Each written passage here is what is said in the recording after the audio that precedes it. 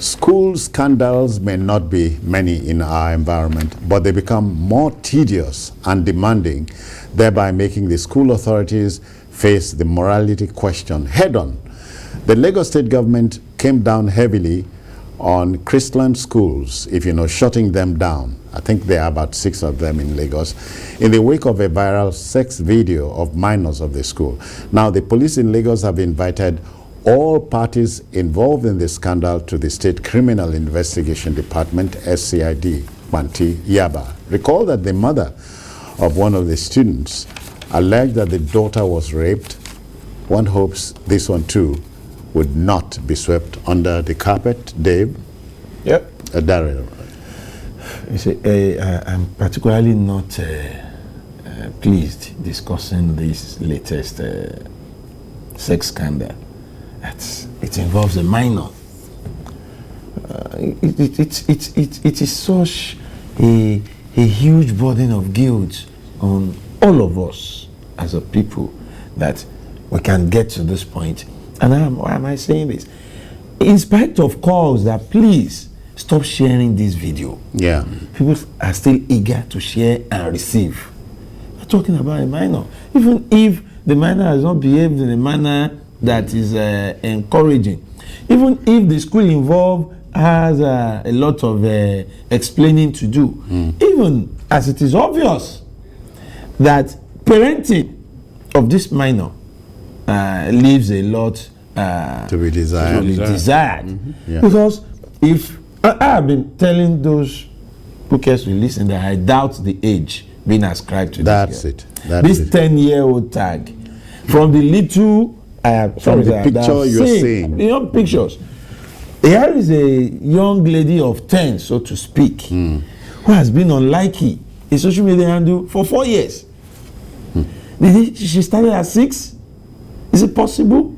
Or somebody opened the account for her? Yeah. If that is the option we have to take, then we should ask the mother.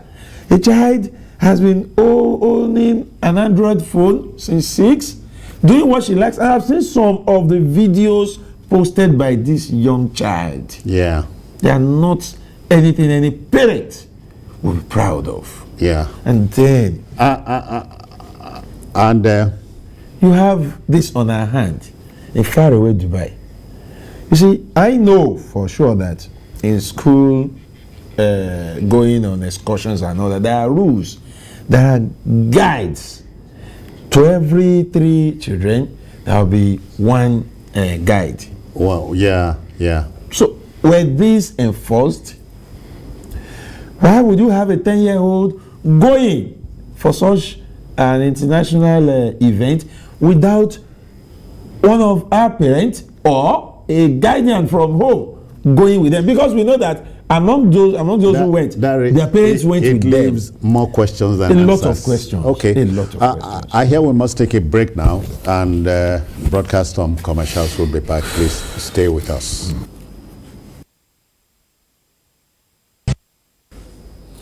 All right, welcome back.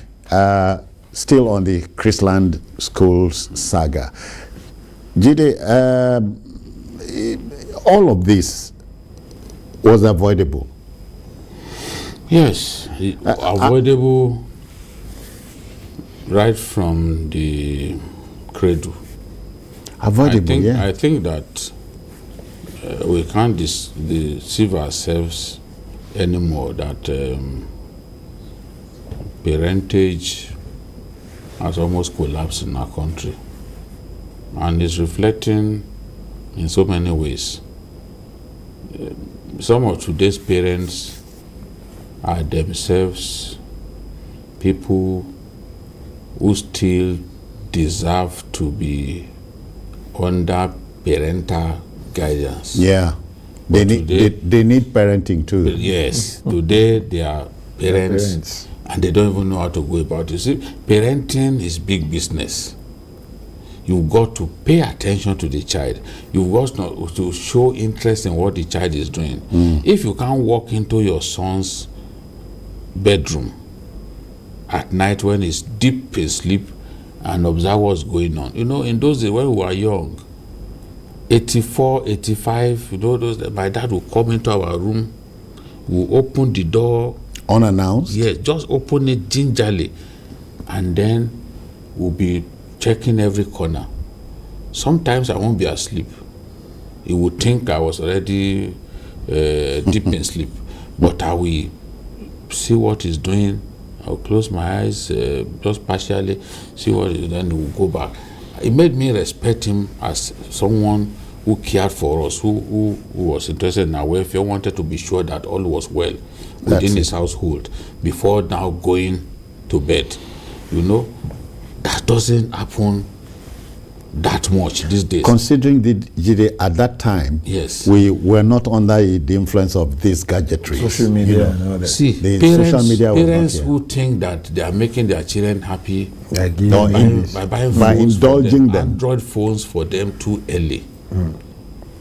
I agree with Pastor Enenche, for example. I think he was the one who said that don't buy phones for your children until they are at the university. I agree with him. Like my own children now, my own two sons, you know, my firstborn is in the university already. My two sons had phones. What we now do is at one time? Now. Okay. Now, you know, one is 13, the other one is 15. Now, once the school opens, we take those phones, or we relieve them of those phones, and until the time they are through with their exams, we don't release the phones. Because I discovered that it was even affecting their academic performances. Considering it's such a massive distraction. Do you know, there was a school that I went to give a talk. And I asked the children, I said, can you do without your phones? Between your phones and your book, tell me in all honesty, the one that you can give up for some time. It was a massive chorus that it is their book that they will be prepared to give up. And I'm like, wow. So these phones that we never had some years back, we are now behaving like our life depends on it. Look at these children. And I was talking to the junior class, JS1 to JS3. Oh, can you imagine if it were to be senior class? You can't believe my shock. I had to just mask my shock. They said no. And I was telling them, I said there was a day my son was playing. They have this game that they play. Yeah. Like maybe 5 people on one side, 5 on the other side, and they are contesting to win. And my son just screamed. It was around 1 a.m. during the COVID era. And he screamed, said, kill him! Kill him! Kill the bastard! My wife ran out of bed. She didn't know who was killing Yes. who, or what was killing who. She was shocked. She's just an old timer like me. She ran out of bed and took that phone. So you are playing the game and you scream this loud because at this time of day, because of the earpiece. Earpiece. He didn't know He that was it was shouting that that loud. much. So this is the problem. The internet very is addictive. the greatest invention since light. The greatest invention mankind has seen is light. Yeah. But it is also The greatest distraction. see, I can't. addiction. It's been a blessing. Let's admit that it's a blessing. But look, the internet is also. How do I describe a citizen? I can't find the right words. No, you said it. The greatest distraction. It's In fact, since the serpent it's also deceived, also an it's also a addiction. negative tool. It's an The addiction. internet has broken many homes. Oh, it Phones has. have broken many homes. Oh, it has. It has made our world better. It has turned the world to a global village, and all of us can commune together. Yeah. But look, there are so many negative things that come with this thing. That is part of what we are seeing. If those children had not been watching adult content on their phones, I don't without think the parents even knowing, how would a girl that young be so good, be so skillful at all of those styles of lawmaking that we old timers like you and I found two new school. Well, I don't know about you especially, but for me, those ties. Someone called one reverse cowgirl, and I'm like, what is reverse cowgirl? What does it mean? I said, what is reverse? He said, that is the person facing the opposite direction while riding. I said, what is riding? Our parents never knew anything like riding. Yeah. It's the missionary style that our parents were used to. Yeah. Yes. Which produced you and I. Yes, it produced us. It's the missionary style. Come on. Dave, again, parents. No, it's new school. It's new school. Yes. But again, I'm a product of the missionary style. No, it's all right. I heard it first time. Yeah, Dari, but you see, parents, in the name of loving children, indulge them. Yes. One of my senior colleagues, Franco Lise, those days before he used to start his Sunday program, would ask, timidly, do you know where your daughter is? Very many parents don't know where their sons and their daughters are as we speak. Where their children are. And for that matter, what they're doing. If you don't know where they are, that is talking about where they are physically now. But sometimes they are sitting next to you and you actually don't know where they are with the aid of this phone. Yeah. I've had stories of minors being seduced for sex by neighbors right under the nose of their parents. Yeah. Because they have access to this. You see, I am an advocate of ensuring that the phone, the internet, is a useful tool to better the life. You are speaking as a newsman. Yeah, not a tool that will end up destroying. Yeah. But to many children today, this phone, this tool, is a destruction.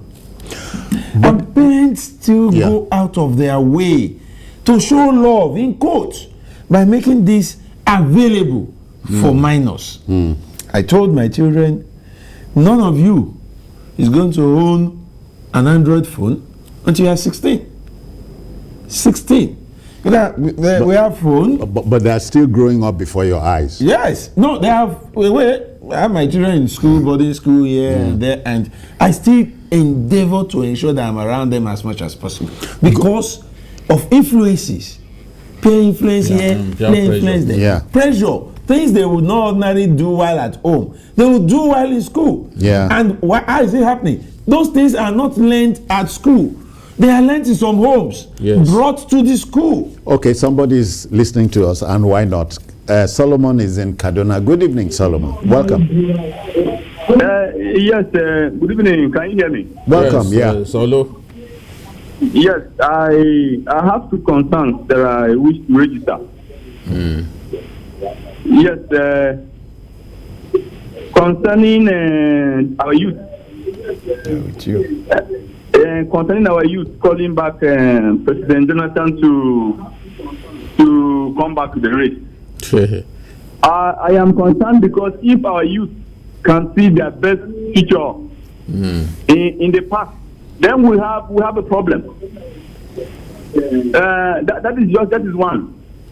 The second one is this.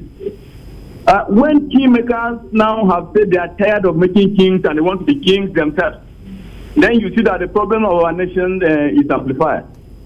I wish our youth should see into these two concerns so that we move on from here and have a more positive result in this 2023. Thank you, Solomon. Thank you very kindly. You know, one great problem with the youth is a lack of restraint.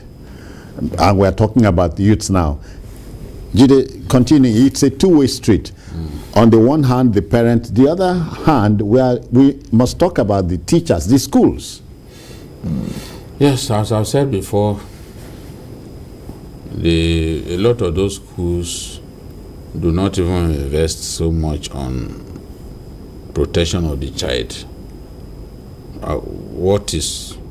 What are some of the boulders that they've created? What are some of the structures that they created to protect the child against abuse by their teachers, because sexuality comes early for kids these days. Yeah. You see a child who is barely 9. I think I read the story of one time youngest mother, a 9-year-old girl from Brazil. These days, as a 9-year-old, you see a girl already has breasts. Things are changing. There are now 6-year-olds who are diabetic in our world. Yes, even on admission, diabetic as 6-year-olds. So things are changing, and the more these young people grow rapidly, the quicker they realize their sexuality, and they start thinking of exploring their sexuality to the fullest. Shall we introduce the element of sexual education? When should it start, and who takes the lead off? For the mother who has the female child, you should begin to introduce your daughter to sex education very early, maybe as before they experience their first menstrual flow. You should be able to, begin to tell them, look, this is what to expect. Be careful with men. You can easily get pregnant. Your life will be in ruins when you get pregnant, when you shouldn't get pregnant. Try your best to finish school before you get married, and then unwanted pregnancy is not what you It's out of the question. It's out of the question. Don't let it happen to you. It's still part of. It's not like demonizing sex, really. Yeah. Because at some point, a woman will want sex. A woman who wants to have offspring of her own will want sex at some stage in her life. But, telling them that unwanted pregnancy is not a good thing, early pregnancy is not a good thing, prioritize your education, it's not a bad idea. Yeah. And you begin to tell them when they are young. So And that they grow with it. When they go wrong, nothing says you should spare the rod. No. Teachers now go to schools to beat, parents now go to schools to beat up teachers. That Who beat their children. Who scolds their children. And the contrary to what we had in our days. When I recall my father taking me to Abulia primary school, Bariga, on my first day, and he's a community leader. They know him. You must know Lady Lack Primary School. That's my school. That's my school. That's just, it's not true. Yeah. And he held my hand and summoned the whole school. I said, Baba is here. He said, this is my son again. Don't spare him. If you are giving others 4 strokes of the cane, give him 8. And the teachers were elated. And I tell you, I was just the man they want to beat. That time, a child, the licensing of the old man. A child was, and it rubbed off on the way I behaved. A child was a property of the community. No more. Anybody will beat not you. anymore. When we leave school and we are going home and we start kicking everything we see on the road, mangoes, this, somebody will come stilly, hold you, and send for cane. He will be beaten, and he will insist that when you get home, tell your mother so person. And you dare not do it. And you dare not talk. But these days, you do a second round. These days, what do we have? We have parents. They will take bodyguard to the school. But then when we talk about parents, about our policy makers, do you know it is almost an unwritten policy in most states that you don't beat a child in public school? Yes. Teachers in public schools will tell you government said we should not beat them. If we are borrowing such cultures, what are we telling the kids? That look, you can get away with anything. The worst that will happen is you'll be scolded. All right, we raise the matter there. The debate will continue, but then beats me very well. The debate will continue, but then we think a parent who indulges the son or the daughter is not showing love. I'm sorry about that. I'm sorry. There's nothing to be sorry about. That parent is a disgrace. You don't even need to be sorry. We'll meet it there. Such aberrant parents.